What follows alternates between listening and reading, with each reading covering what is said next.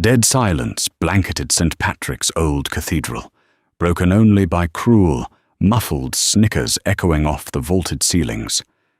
Beatrice Gallagher stood frozen at the altar, in an ivory gown deliberately tailored 2 sizes too small. Her soft, full figure spilled uncomfortably over the biting corsetry, a physical punchline to a dangerous, calculated joke. Her father, head of the Irish syndicate, had sent his overweight, invisible daughter to marry New York's most ruthless Mafia boss, fully expecting a bullet to sever their forced peace treaty. But as Lorenzo Costa finally stepped forward, his dark eyes didn't hold the anticipated disgust. Instead, they held a lethal promise of absolute ruin for every single person laughing at his bride.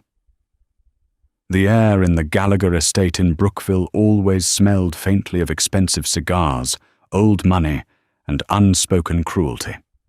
For 24 years, Beatrice had navigated the sprawling, mahogany-paneled halls like a ghost.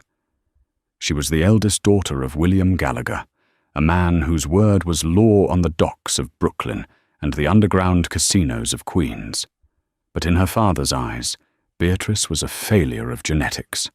While her younger sister, Sylvia, was a slender, sharp-featured socialite who looked like she belonged on the cover of Vogue, Beatrice was soft, plump, and quiet. She preferred the solitude of the estate's library to the glaring lights of the family's underground galas. Her weight had been a topic of household conversation since she was 10.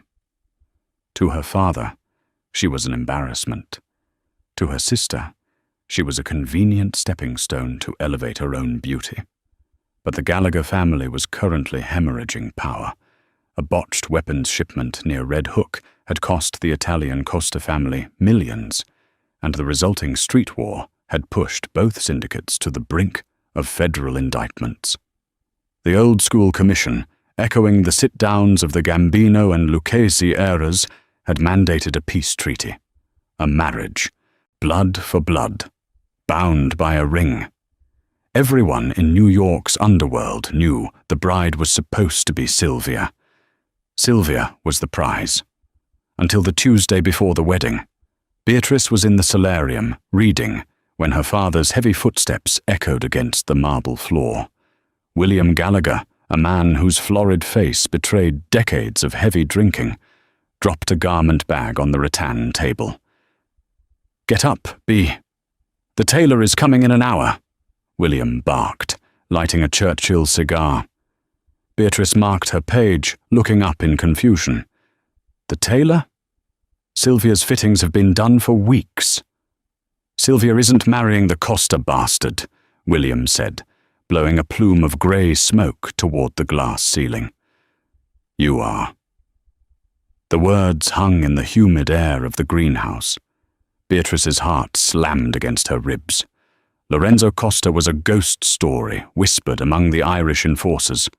He had taken over his family at 30 after his father's assassination outside Rouse in East Harlem. Lorenzo was known to be methodical, ice-cold, and utterly devoid of mercy. "Father, you can't be serious," Beatrice said, her voice trembling just slightly. "The commission agreed on Sylvia. If I send you, it sends a message," William interrupted, his eyes hardening into flint. "Costa thinks he can bleed me dry for one bad shipment. He thinks he can demand my best girl. No, I'm complying with the commission's ruling. I am giving him my eldest daughter. It's not my fault if she's a fat, unlovable sow." Beatrice flinched, the words striking with the precision of a practiced abuser. She looked down at her hands, the sting of humiliation burning the back of her eyes. She had long ago built a fortress around her heart to survive her family, but the sheer audacity of this plan terrified her. She wasn't just being insulted. She was being weaponized. "He will kill me," Beatrice whispered. "When he lifts the veil and sees it's me, he'll view it as an insult. He'll kill me right there at the altar." "Then we go to war," William said callously, turning on his heel. and I'll have the backing of the commission, because Costa broke the peace by killing a Gallagher. It's a win-win, B. For once in your life, you're actually useful. The next few days were a blur of calculated degradation. Sylvia's custom-made gown, tailored for a size 0 frame, was violently altered to fit Beatrice's size 16 body. The cruel seamstress, a woman loyal to Sylvia, let out the seams as much as she could, but the dress remained a medieval torture device. It dug into her waist, flattened her chest painfully, and made every breath a shallow, agonizing gasp. On the morning of the wedding, Sylvia leaned against the doorframe of Beatrice's bedroom, sipping a mimosa. "You look like a stuffed sausage, B," Sylvia laughed, her eyes glittering with malicious delight. "Try not to sweat through the silk before you reach the altar." "I hear Lorenzo is quite the aesthete. I give it 10 seconds before he walks out." "Or shoots you." Beatrice stared at her reflection in the antique floor mirror. Her dark hair was pinned up intricately, her hazel eyes large and terrified beneath the heavy lace veil. The dress was a disaster. It clung to her stomach and hips in all the wrong ways, the fabric straining visibly at the zipper. She looked exactly as her father intended, like a joke, a massive, humiliating middle finger to the most dangerous man in New York. She didn't cry. Crying would give them what they wanted. Instead, Beatrice took a shallow breath against the biting corset, lifted her chin, and prepared to walk to her own execution. St. Patrick's Old Cathedral in Lower Manhattan was packed to the gills with the most lethal men and women on the eastern seaboard. The tension in the nave was thick enough to choke on. On the left sat the Irish, William Gallagher's lieutenants, captains and political pawns, all wearing smug, knowing expressions.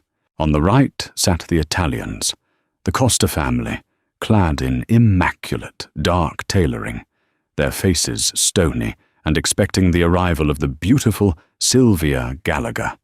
The heavy oak doors groaned open.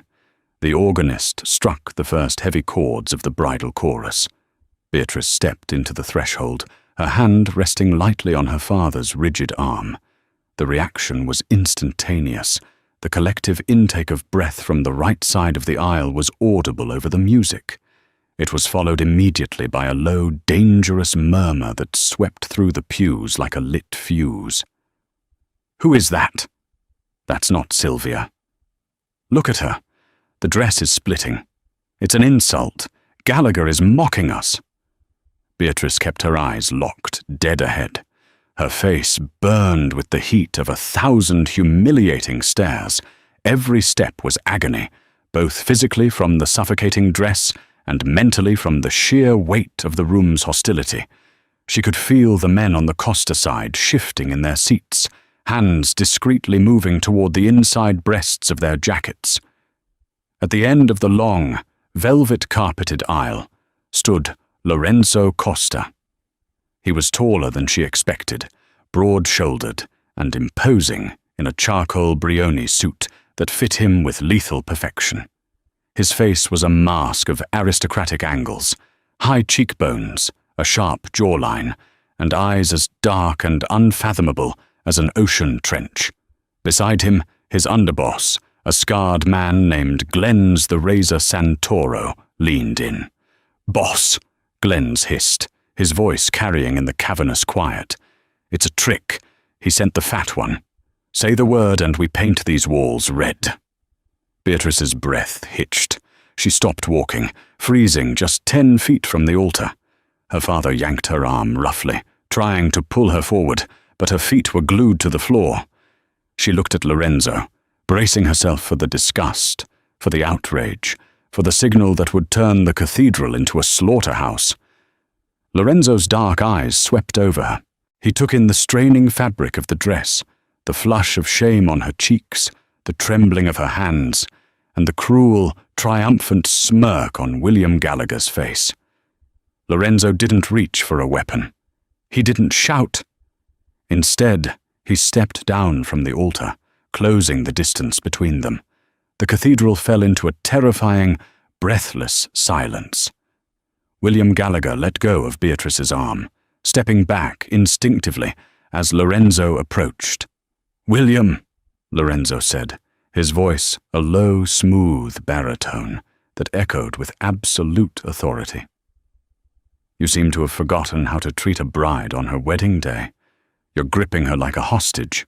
William puffed out his chest, trying to maintain his bravado. "She's all yours, Costa, per the commission's agreement. A Gallagher daughter for a Costa son." Lorenzo ignored the older man completely. He stopped right in front of Beatrice. Up close, he smelled of cedar wood, expensive bergamot, and a faint, metallic hint of danger. He raised a large, calloused hand and gently lifted the heavy lace veil from her face. Beatrice squeezed her eyes shut, unable to bear the pity or revulsion she was certain to find in his gaze. "Look at me," he commanded softly. She opened her hazel eyes. Lorenzo was staring intently at her face, completely ignoring her body, ignoring the disastrous dress. "What is your name?" he asked. "Beatrice," she whispered, her voice cracking. Lorenzo turned his head slightly toward his underboss. "Glenn's. Sit down. We are having a wedding." A shocked gasp rippled through the Gallagher side. William's smug smile instantly vanished, replaced by a deep, panicked confusion. This wasn't the script. Lorenzo was supposed to reject her. "Costa, wait a minute," William started, stepping forward. Lorenzo snapped his gaze to William, and the sheer violence in his eyes made the older man freeze. "You delivered my bride, Gallagher. Your role in this ceremony is over. Sit in your pew, or I will have Glenn's nail your feet to it." The Irish boss turned pale, swallowing hard before retreating to the front row. Lorenzo turned back to Beatrice. He offered her his arm. "Walk with me, Beatrice." She tentatively looped her arm through his. He felt like solid granite beneath his tailored suit. As they took the final steps to the altar, Lorenzo leaned his head down, his lips brushing the shell of her ear so only she could hear him. "I know exactly what he is trying to do," Lorenzo murmured, his voice a velvet threat. "And I know exactly how much this dress is hurting you. Breathe shallow. We will be out of here in 10 minutes, and I promise you, no one in this room will ever laugh at you again." Beatrice's heart skipped a beat. A tear finally escaped, tracing a hot path down her cheek. But it wasn't a tear of shame. For the first time in her 24 years of life, someone had stood between her and the cruelty of the world. The priest, a small, sweating man, stammered through the Latin rites. When it came time for the rings, Lorenzo's hands were surprisingly gentle as he slid a heavy, flawless emerald-cut diamond onto her trembling, chubby finger. It fit perfectly. "I, Lorenzo, take you, Beatrice," he said, his voice ringing loud and clear across the silent church, leaving no room for doubt or hesitation. When the priest pronounced them husband and wife, Lorenzo didn't do the customary polite peck on the cheek. He took her face in both his hands, his thumbs gently wiping away her stray tear, and kissed her firmly on the lips. It was a kiss of possession, a public claiming that sent a shockwave of electricity straight down Beatrice's spine. As they turned to face the congregation, Lorenzo's grip on her waist was ironclad. He stared down the aisle, his eyes locking onto the Gallagher family. "Anyone who disrespects my wife," Lorenzo announced to the silent room, "disrespects me." And you all know what happens then. The reception was a masterclass in suffocating tension. Held at a lavish, heavily guarded banquet hall in Midtown, the two families mingled like oil and water. Beatrice sat at the sweetheart table beside Lorenzo, feeling like she was floating outside of her own body. Her father and sister had kept their distance. Sylvia had glared daggers at Beatrice from across the room, clearly infuriated, that her sister had not been humiliated and discarded as planned.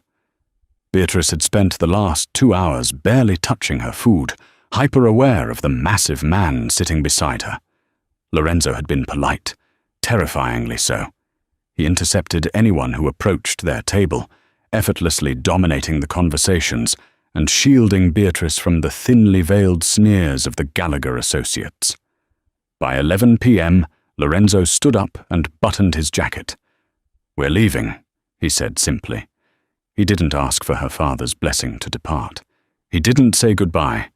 He merely placed a hand on the small of Beatrice's back and guided her out of the hall, flanked by Glenn's and 3 other heavily armed men. The ride to Staten Island was silent. The partition in the armored Maybach was rolled up, leaving Beatrice and Lorenzo in the plush, dimly lit back seat. Beatrice stared out the window as the city lights blurred into streaks of gold and red. The adrenaline of the ceremony was wearing off, leaving behind a bone-deep exhaustion and a terrifying reality. She was now married to a Mafia boss. The protection at the altar was likely just a public show of dominance, a way to thwart her father's plan. Now, behind closed doors, she expected the real punishment to begin. The car passed through towering wrought-iron gates, winding up a long, tree-lined driveway in Tot Hill, the most exclusive and heavily fortified neighborhood on Staten Island. The Costa estate was a sprawling, modern fortress of stone and glass, overlooking the distant, glittering skyline of Manhattan. The moment they stepped through the front doors, a stern-faced, older Italian woman in a black dress was waiting for them. "Welcome home, Don Lorenzo," the woman said, bowing her head slightly. She turned to Beatrice, her eyes scanning her with intense curiosity, but absolutely no malice. "And welcome, Signora Costa. I am Mrs. Rossi, the housekeeper." "Mrs. Rossi," Lorenzo said, shrugging off his suit jacket. "Have Antoinette brought to the master suite immediately." Beatrice's blood ran cold. Antoinette?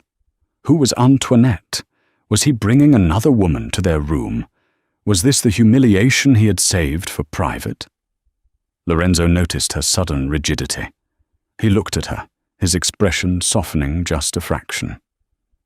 "Antoinette is my family's personal tailor. I called her during the reception."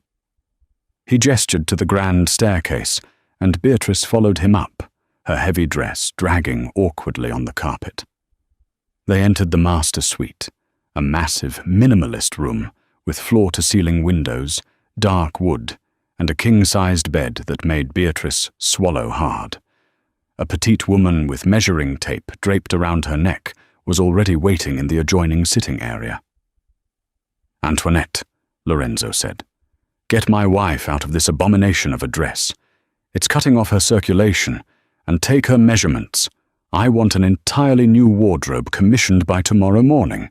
Throw away anything with the Gallagher name on it." Antoinette nodded quickly. "Right away, Don Lorenzo." Lorenzo turned to Beatrice. "I'm going to my study to pour a drink.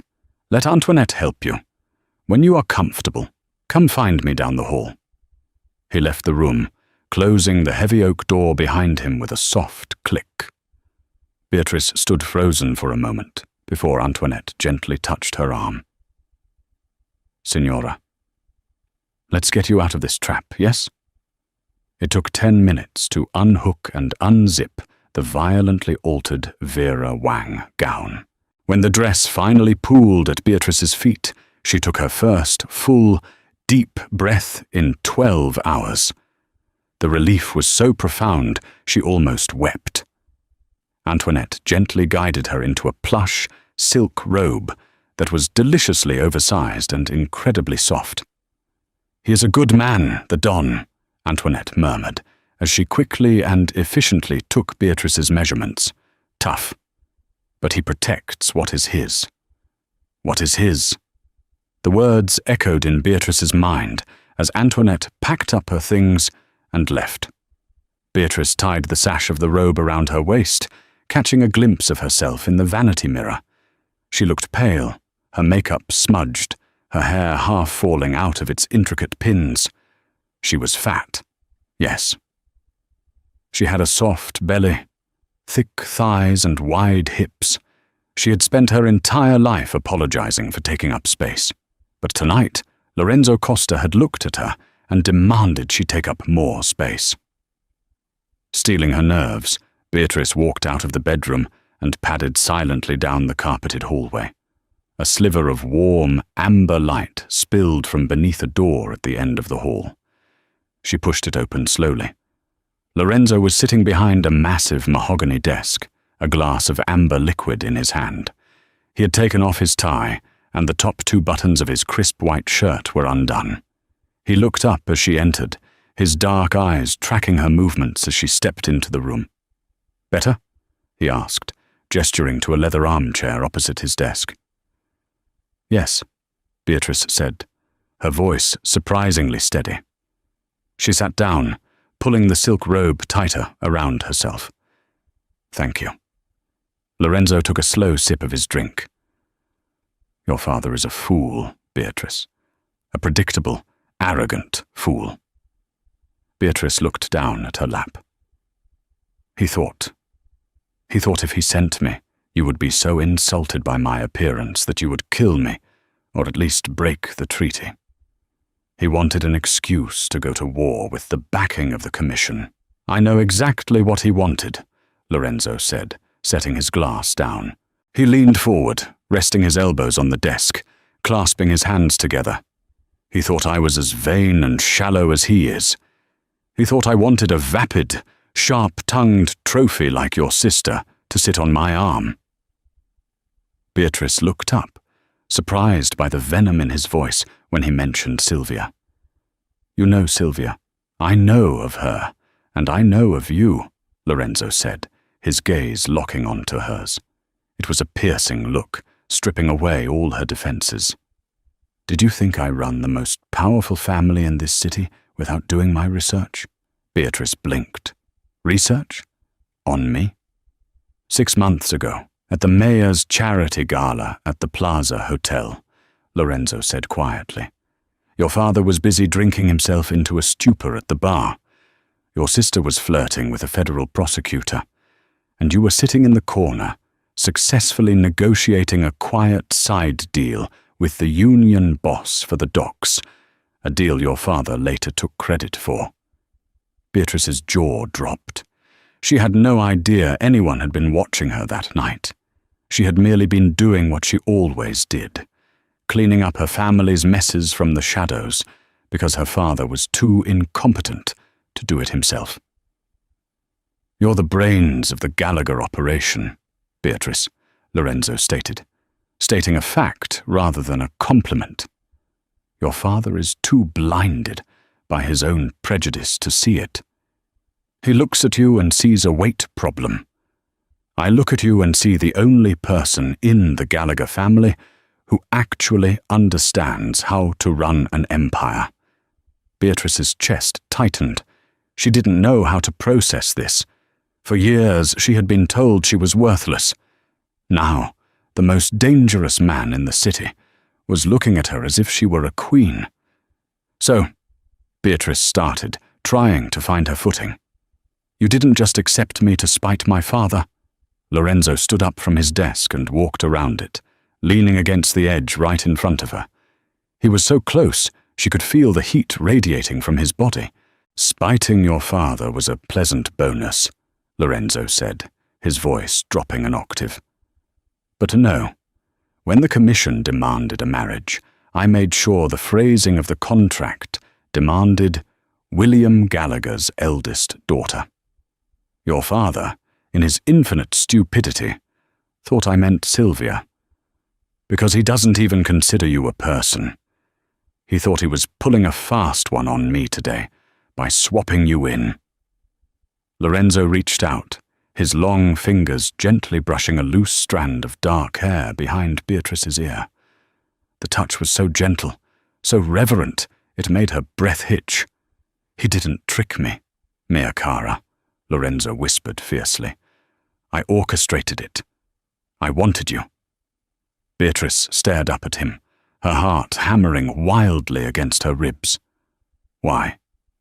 Because a king needs a queen who can actually rule, Lorenzo said, his thumb grazing her jawline.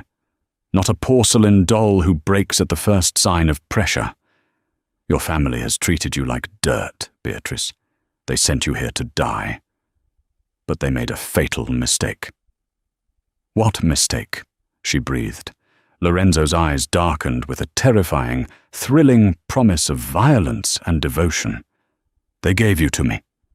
And now, together, we are going to dismantle the Gallagher family, brick by brick, and we are going to make them beg for your forgiveness before we burn them to the ground. The morning sun filtered through the sheer curtains of the master suite, casting long, golden shadows across the Egyptian cotton sheets. For the first time in her life, Beatrice woke up feeling safe. She shifted under the heavy duvet, her hand brushing against the empty, still warm space beside her. Lorenzo was already up. When she walked into the adjoining dressing room, she stopped dead in her tracks. The barren racks from the night before were now filled. Antoinette had worked a miracle overnight. Row upon row of bespoke clothing hung neatly, cashmere sweaters in deep emeralds and rich burgundies, tailored slacks cut to accommodate her hips, silk blouses, and structured blazers that didn't pinch or squeeze. On a velvet ottoman sat 3 pairs of custom Christian Louboutin heels and several boxes of imported Italian lingerie. There was a small, heavy card resting on a vanity tray. The handwriting was sharp and aggressively elegant. For my wife. Wear the emerald green. Come down to the study when you are ready. L. Beatrice traced the sharp ink of the L. A slow, unfamiliar warmth spread through her chest. It wasn't just the clothes. It was the fact that he had paid attention. He wasn't trying to hide her in shapeless muumuus, nor was he forcing her into corsets meant to torture her into an acceptable mold. He was outfitting her for a war. 40 minutes later, Beatrice walked down the sweeping marble staircase. The emerald green silk blouse draped beautifully over her full breasts, tapering to tuck into a pair of high-waisted, wide-leg black trousers that made her feel taller, more grounded. She looked like a woman who belonged in this fortress. When she approached the study, the heavy oak doors were cracked open. She could hear the low, tense rumble of men's voices. "Boss, it's a setup," a raspy voice argued. "Gallagher is bleeding the Brooklyn Navy Yard dry. We're short $2 million on the import tariffs this quarter. He's skimming, and he's using the wedding as a distraction." "Let him skim for another week, Carmine," Lorenzo's smooth baritone replied. "I want to know exactly which shell accounts the money is landing in before we freeze them." "With all due respect, Don Lorenzo," another voice, Glenn's the underboss from the altar, chimed in. "The Irish have a dozen shell companies. It'll take forensic accountants months to trace the ghost accounts. By then, Gallagher will have bought off half the Port Authority." Beatrice pushed the door open. The hinges were silent, but the sudden draft drew the attention of the 4 men in the room. Carmine, a burly capo with a broken nose, stopped mid-sentence. Glenn's hand twitched toward his waistband out of sheer habit. They stared at her, assessing the daughter of their enemy, clearly unsure if she was a hostage, a spy, or a liability. Lorenzo sat behind his desk, flanked by his men. The moment he saw her, the cold, calculating mask he wore for his capos melted away, replaced by a look of possessive, burning approval. His dark eyes roamed over the emerald silk, tracing the curve of her hips and the soft line of her jaw. "Gentlemen," Lorenzo said, his voice dropping a dangerous octave, "you will stand when my wife enters the room." Chairs scraped frantically against the hardwood. Carmine, Glenn's, and a thin, bespectacled accountant named Paulie scrambled to their feet, dipping their heads in a hasty show of respect. Sit, Beatrice said, her voice surprisingly steady. She walked over to the large mahogany conference table where blueprints and ledgers were strewn about. She didn't shrink under their stares. She leaned over the table, her eyes scanning the rows of numbers Paulie had been agonizing over. "You're looking in the wrong place," Beatrice said quietly. Paulie blinked, exchanging a bewildered look with Carmine. "Excuse me, Signora?" Beatrice tapped a perfectly manicured plump finger on a line item labelled Harbour Maintenance Company. "My father isn't using the old shell accounts. He knows you have eyes on Celtic hauling and shamrock logistics. 6 months ago, my sister Sylvia started dating a junior executive at a maritime sanitation firm based out of Hoboken." She looked up, meeting Lorenzo's gaze. He was watching her with the rapt attention of a predator who had just realized his mate was equally lethal. "The firm is called Apex Waterways," Beatrice continued, turning back to the capos. "My father routes the skimmed tariff money through their payroll as phantom contractor fees.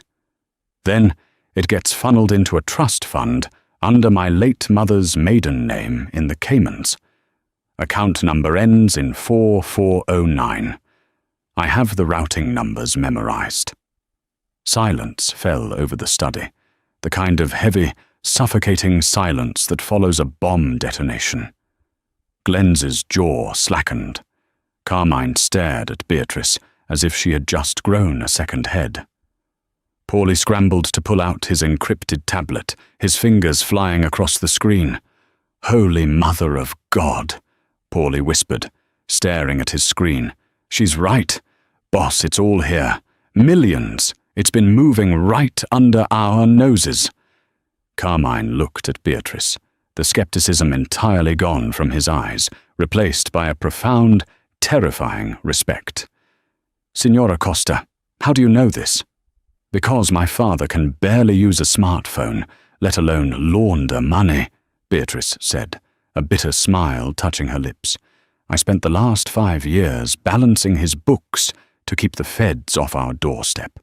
He thought I was just doing administrative busy work because I was too ugly to be put to use anywhere else."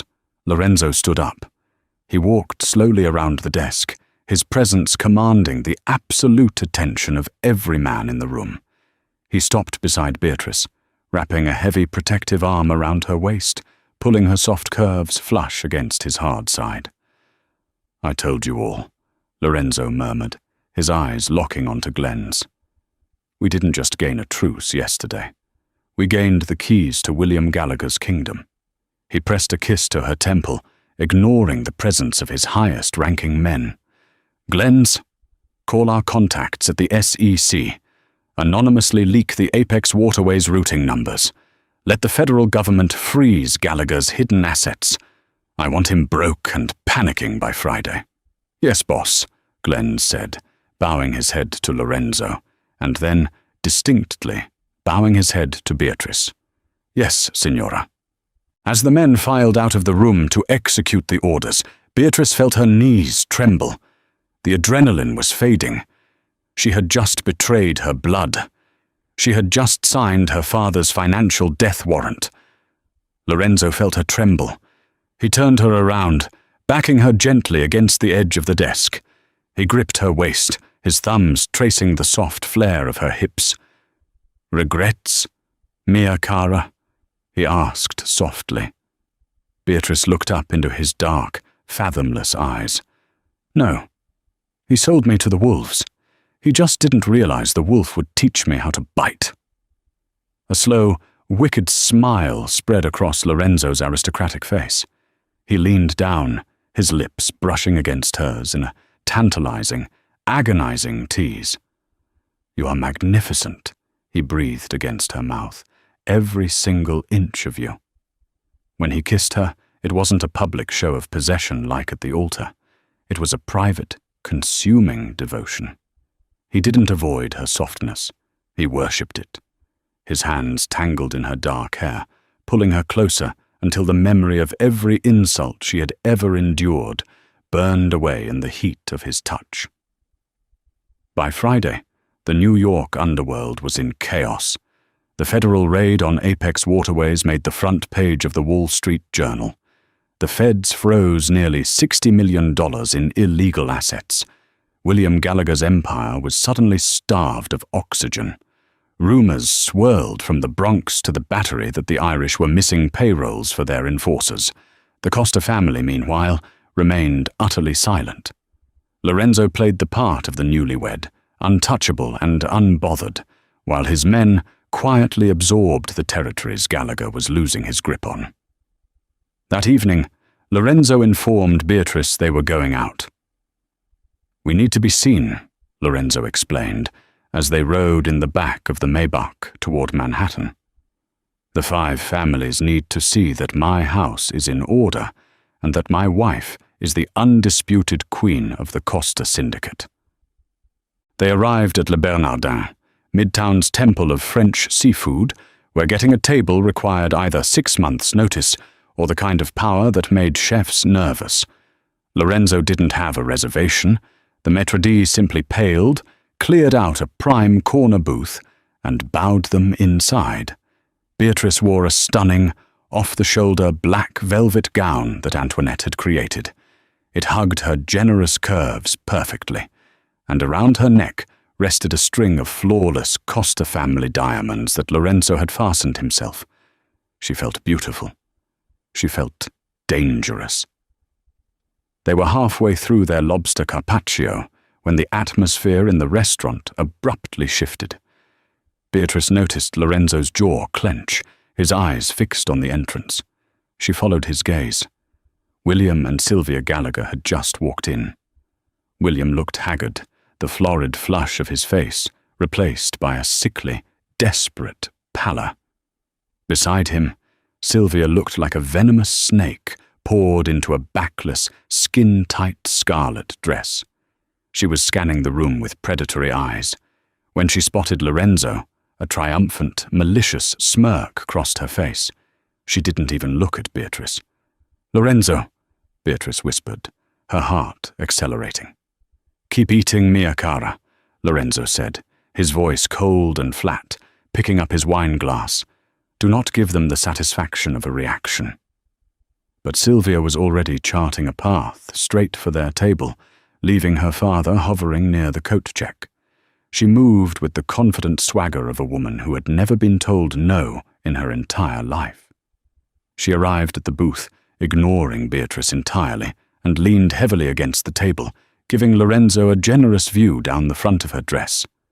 "Don Costa," Sylvia purred, her voice dripping with artificial sweetness. "What a surprise to see you here. I was hoping I'd run into you.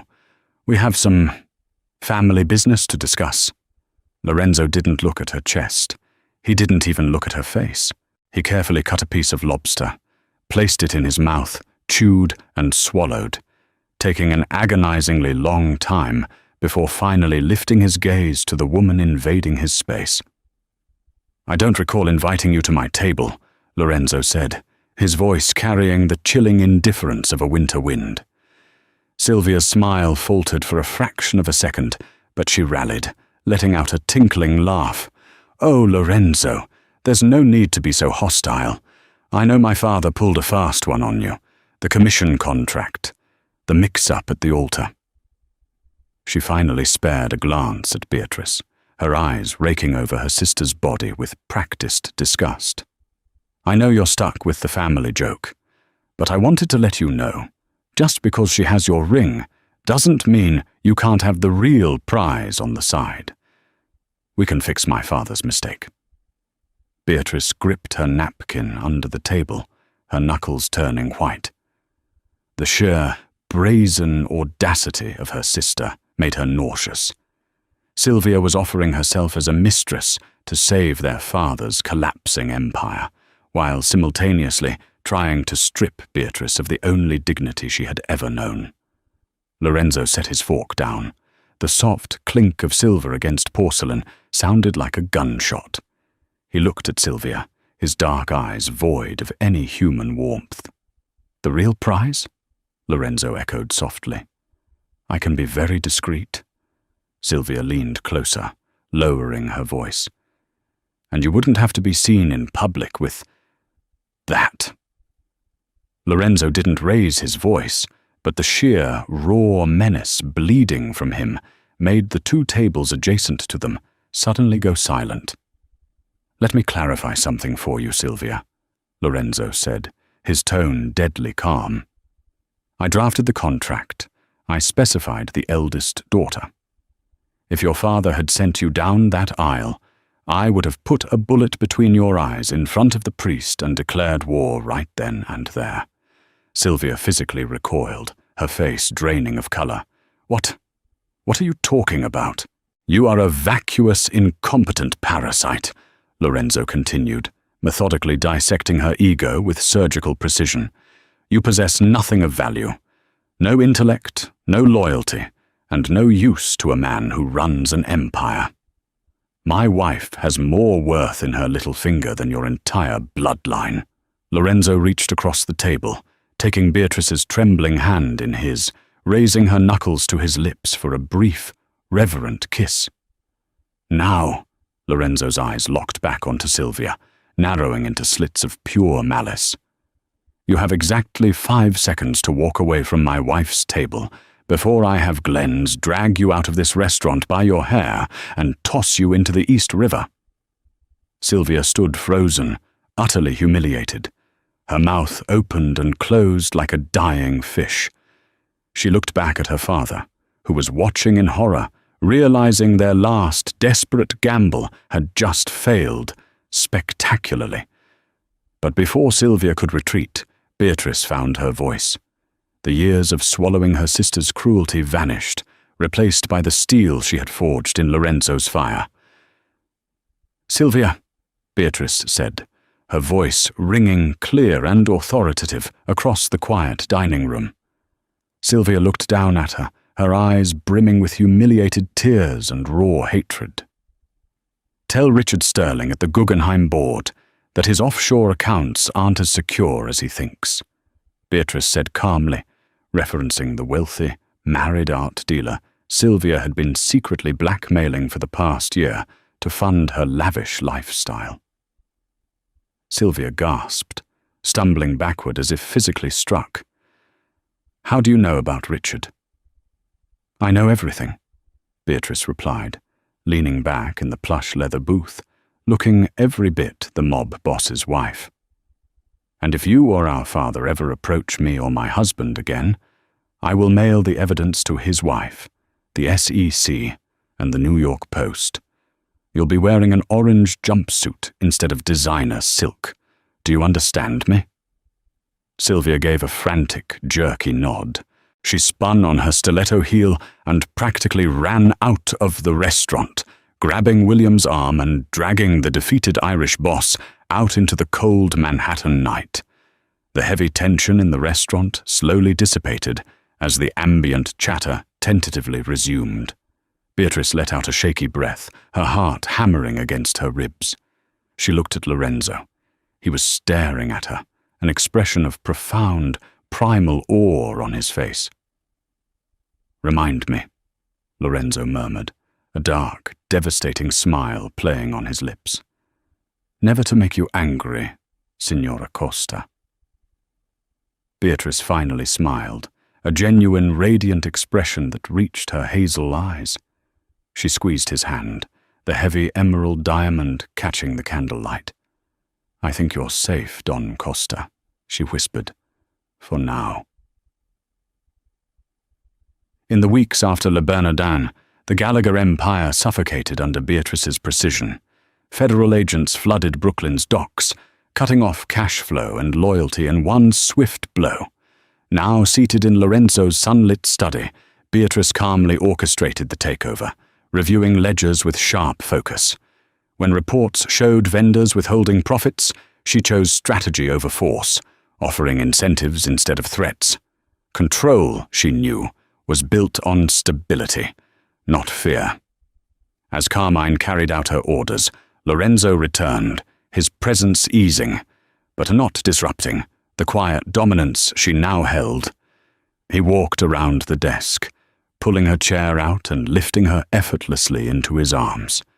Beatrice let out a soft gasp as he settled into her chair, pulling her onto his lap.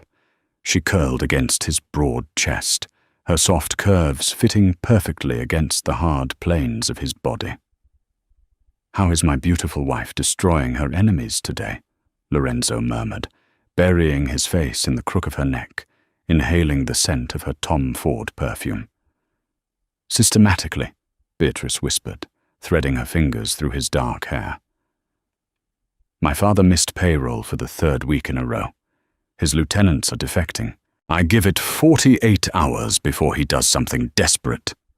Lorenzo's hand slid up her thigh, his thumb drawing lazy circles on her skin. "I have men watching his estate in Brookville. If he sneezes, I know about it. He has no moves left. Maya Cara, you checkmated him the moment you exposed Apex waterways. But a cornered rat is often the most dangerous. Later that evening, Lorenzo had to attend an emergency meeting in Manhattan regarding a sudden strike at the shipyard. He took Lenz and 4 guards, leaving Beatrice at the Staten Island estate with Mrs. Rossi and a skeleton crew of 6 highly trained enforcers. The storm rolled in around 10 p.m., bringing driving rain that lashed against the floor-to-ceiling windows of the master suite. Beatrice was in the attached reading room, curled up on a velvet chaise lounge with a first edition of Wuthering Heights, a gift from Lorenzo. The first sign that something was wrong was the sudden, absolute darkness. The power grid for the entire Tot Hill estate flickered and died. The backup generators, which should have kicked on within 3 seconds, remained dead. Beatrice's heart slammed against her ribs. She set her book down slowly. The silence in the house was profound, broken only by the aggressive drumming of the rain. She slipped her feet into her slippers and crept to the door. "Mrs. Rossi?" Beatrice called out softly into the pitch-black hallway. There was no answer. Then she heard it. The muffled thwip of a silenced gunshot from the ground floor, followed by the heavy thud of a body hitting the marble foyer. Panic, icy and sharp, spiked in her veins. Her father hadn't tried to attack Lorenzo in the city. He had used the shipyard strike as a decoy to draw Lorenzo away so he could strike at the estate. He had come for her. Beatrice didn't freeze. The years of hypervigilance, of surviving the psychological warfare of the Gallagher household, took over. She rushed back into the master suite and locked the heavy oak door, throwing the deadbolt. She ran to the bedside table, pulling open the bottom drawer. Lorenzo had placed a sleek, black Glock 19 there, on their second night. "I will always protect you," he had told her, "but a queen must know how to hold a blade in the dark." He had taken her to the underground range beneath the estate to teach her how to shoot. Her hands trembled as she gripped the cold metal, checking the safety just as he had shown her. Heavy footsteps pounded up the grand staircase. "Check the guest rooms! Find the fat bitch!" A gruff, familiar voice barked. It was Mickey Sullivan, her father's most ruthless enforcer. "William wants her alive, but he didn't say she had to be in one piece." Beatrice backed away from the bedroom door, her breathing shallow. The master suite was a fortress, but the doors wouldn't hold forever against a determined crew with breaching tools. She remembered the blueprints of the house she had studied. Lorenzo's estate had a panic room, but it was in the basement. She was trapped on the 2nd floor. "Think," Beatrice commanded herself. "You are smarter than them." The estate's security system was hardwired, but Lorenzo had installed a localized, battery-operated smart hub in the master closet that controlled the reinforced steel shutters on the windows and the electronic locks on the suite's secondary doors. She ran into the expansive walk-in closet, navigating the darkness by memory. She found the touch panel glowing faintly on emergency battery power. Her fingers flew across the screen. She initiated the lockdown protocol for the 2nd floor, slamming heavy steel fire doors shut across the main hallway, essentially dividing the upstairs in half and blocking the primary route to the master suite. Outside the bedroom, she heard Sullivan curse violently as the steel doors slammed shut down the hall, trapping 2 of his men on the other side. "The door is locked," someone yelled from right outside her bedroom. "Blow the hinges!" Beatrice backed into the darkest corner of the bedroom, raising the Glock, aiming it squarely at chest height toward the door. Boom! The heavy oak door splintered inward with a deafening crash, the concussive force rattling the windows. Flashlights cut through the darkness, sweeping across the room.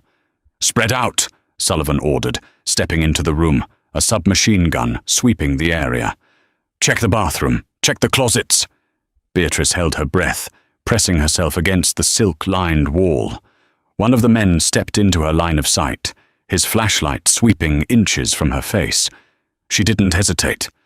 She squeezed the trigger. The gunshot was deafening in the enclosed space. The man screamed, clutching his shoulder as he went down hard. "She's got a gun! By the window!" Sullivan roared, turning his weapon. Before he could fire, a horrifying sound echoed from the front driveway. It was the screaming, tortured roar of a V12 engine pushed past its limits, followed by the screech of tires and the crash of the front gates being violently rammed open. Lorenzo had returned. The distraction was all Beatrice needed. She fired twice more in the dark, forcing Sullivan and the remaining men to dive for cover behind the heavy mahogany bed. Downstairs, all hell broke loose. The distinct, terrifying sound of automatic weapons fire erupted in the foyer. Lorenzo had not brought a peace delegation. He had brought a fully armed hit squad. The screams of the Irish enforcers echoed up the staircase, brutal and short-lived. Sullivan panicked. "Screw the boss's orders! Kill her and let's find a window!" he shouted to his remaining man. He popped up from behind the bed, raising his gun toward Beatrice's corner. Before he could pull the trigger, the shattered remains of the bedroom door were kicked completely out of the frame. Lorenzo stood in the doorway, an absolute vision of vengeance. He was soaked in rain, his Brioni suit ruined, holding an assault rifle. His eyes were wild, scanning the room in the dark until they locked onto the muzzle flash of Sullivan's gun. Lorenzo didn't just shoot Sullivan. He emptied half a magazine into the enforcer, the sheer force throwing the man backward through the glass of the vanity mirror. The remaining Irish thug dropped his weapon instantly, falling to his knees and raising his hands in the dark. "Don't shoot! I surrender! I surrender!" the man sobbed. Lorenzo stepped into the room, ignoring the man completely. "Beatrice!" he roared, his voice cracking with a terror she had never heard from him before. "I'm here," she gasped, stepping out of the shadows, her hand shaking so violently she dropped the Glock onto the carpet. Lorenzo dropped his rifle. He crossed the room in 2 massive strides, dropping to his knees and pulling her down into his arms. He crushed her against his chest, his hands frantically roaming over her soft body, checking for blood, for wounds, for any sign that they had hurt her. "Are you hit? Did they touch you?" he demanded, his breathing ragged, his face buried in her hair. "I'm okay. I'm okay," Beatrice sobbed, finally letting the adrenaline crash. She buried her face in his wet neck, clinging to his broad shoulders. "I shot one of them. The other one is surrendering." Lorenzo held her tight, kissing her forehead, her cheeks, her lips, murmuring desperate Italian prayers of gratitude into her skin. He pulled back just enough to cup her face, his thumbs wiping away her tears. "You are so brave, Mia Regina," he whispered fiercely. "So beautiful. So perfect." He stood up, pulling her to her feet and keeping her tucked firmly behind him. He turned his attention to the surviving Irish enforcer, kneeling on the floor. Glens and Carmine rushed into the room, their weapons drawn, sweeping the area. "House is clear, boss," Glenn said, breathing heavily. 4 dead downstairs. We lost 2 guards. Lorenzo looked down at the trembling man. "Who gave the order to target my wife?" "William!" the man cried out, Gallagher. He said if he couldn't have his money, he wanted his daughter back to use as a hostage against you. He's at the warehouse in Red Hook, waiting for us to bring her." Lorenzo's expression went completely blank. It was a terrifying, dead calm that promised absolute destruction. He turned to Glenn's. "Take my wife to the penthouse at the Carlyle in Manhattan. Surround the floor with 20 men. No one gets in or out," Lorenzo ordered softly. He then looked at Carmine. "Gather every capo, every soldier, every piece of artillery we have. We are going to Red Hook, and we are going to burn William Gallagher's empire to the ground, with him inside it." Beatrice grabbed Lorenzo's arm. "Lorenzo, wait." He looked back at her, the violence in his eyes softening instantly. "He tried to take you from me, Beatrice. He dies tonight." "I know," Beatrice said, her voice steadying. She stood tall, refusing to shrink. "But a king doesn't clean up the garbage, and neither does a queen. You don't just kill him in the dark. You make an example of him in the light." Lorenzo paused, listening. "If you shoot him in a warehouse, he becomes a martyr to the old Irish Guard," Beatrice explained, her brilliant mind working rapidly. "We have the surviving enforcer. Have him call my father. Tell him the extraction was a success, but the estate was too hot. So they are bringing me to the docks at Pier 84. When he shows up expecting a hostage, he finds the commission." A slow, dark smile spread across Lorenzo's face. He brought her hand to his lips, kissing her knuckles. "You want to strip him of his crown in front of the 5 families before taking his head. I want him to know," Beatrice said coldly, "that the daughter he called a fat, useless joke was the one who pulled the trigger on his execution." Midnight fog rolled thick over Pier 84, swallowing the Hudson in a damp, ghostly haze. William Gallagher paced beside a rusted shipping container, his nerves fraying with every passing second. Sylvia stood close behind him, trembling in a silk nightgown hidden beneath a thin trench coat. He had brought her as insurance, paranoia disguised as protection. Headlights sliced through the fog. A black SUV came to a slow stop. William exhaled sharply, gripping his revolver. "When they bring her out," he muttered, "we take her back. 50 million by morning, or they get her in pieces." The doors opened, but it wasn't his men. 4 armed enforcers stepped out, rifles raised. Before William could react, floodlights erupted, turning night into blinding day. He staggered, shielding his eyes. Then he saw them, a semicircle of power, leaders of the 5 families, seated like silent judges. And at the center stood Lorenzo Costa. Beside him, Beatrice, unharmed, composed, radiating a quiet, lethal authority. William's gun slipped from his hand. "What is this?" he croaked. "You broke the treaty," Lorenzo said, his voice carrying across the pier. "You attacked my home. You tried to harm my wife." Murmurs rippled through the gathered bosses. William pointed wildly. "He stole from me." "I did," Beatrice cut in calmly. Silence fell. She stepped forward, Lorenzo's hand steady at her back. "I exposed your operations, redirected your assets. You didn't lose your empire, Father. I dismantled it." Shock twisted his face into something unrecognizable. Lorenzo moved first. A single gunshot cracked through the fog. William collapsed, screaming, clutching his shattered knee. No one intervened. "You will show respect," Lorenzo said coldly. Then he turned to the others. "His territory is forfeit. His life is forfeit. Any objections?" None came. He handed the gun to Beatrice. "It's your choice." She looked down at her father, broken, pleading, reduced to nothing. Then she shook her head.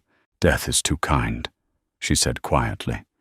"He'll live long enough to be forgotten." As sirens wailed in the distance, Beatrice turned away, taking Lorenzo's arm. "Take me home." Beatrice Gallagher was sent to the altar as a pawn, a cruel punchline, wrapped in ill-fitting silk, meant to trigger a war. But the men who orchestrated her humiliation severely underestimated the power of a woman who had spent her entire life surviving in the shadows.